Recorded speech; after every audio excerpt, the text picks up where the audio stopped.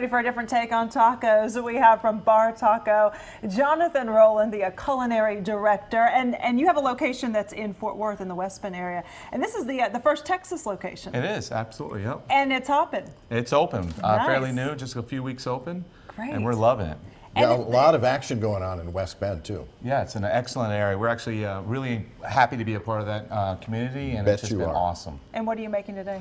Well, a little bit about Bartaco. We're not your authentic Tex-Mex or taqueria. No, you have a beachy vibe, A beachy vibe. We take our flavors from around the world, and we just happen to use a tortilla shell to kind of deliver that flavor to our guests. Okay. So what I have here is we have a roasted cauliflower taco. And for at the home cook, it's quite simple.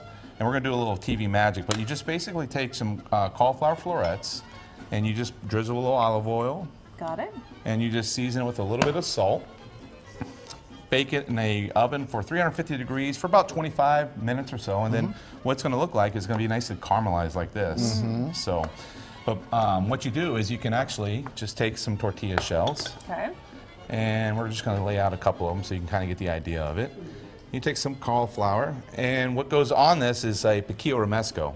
And a piquillo romesco is actually like a Spanish condiment that you can get in Spain, and we kind of put a spin off of it. And it's piquillo peppers and chipotle peppers and garlic and olive oil, and it's got almonds in it, so it's got this nice light crunch to it. Put that in a food processor, and you kind of blend it until it gets nice and chunky like this, and it adds a little bit of some textural notes to it as well as some moisture to the taco. Pretty bold flavor then. Really bold flavors, and that kind of speaks to what Bartaco does. It's bold flavors, simply prepared. A little garnish of some onions, some cilantro, and then just a little bit of some juice of the lime. And you basically, this is one of our vegetarian options and something you just wouldn't really see in a normal taqueria. Right. Yeah. Right. So if I were to do this at home, I'll tell you what I would do. I would probably use salsa and maybe just reduce it. You could absolutely do that. Yeah, you know, because I'm not going to find this.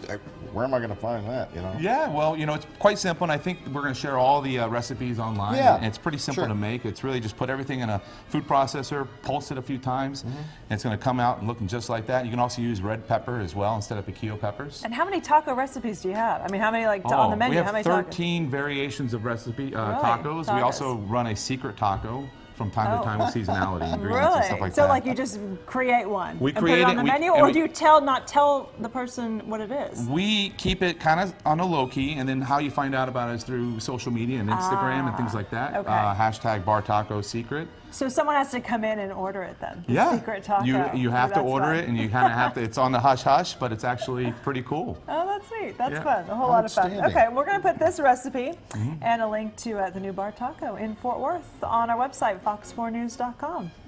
Wow, that is great. So, and now the cauliflower. Yep.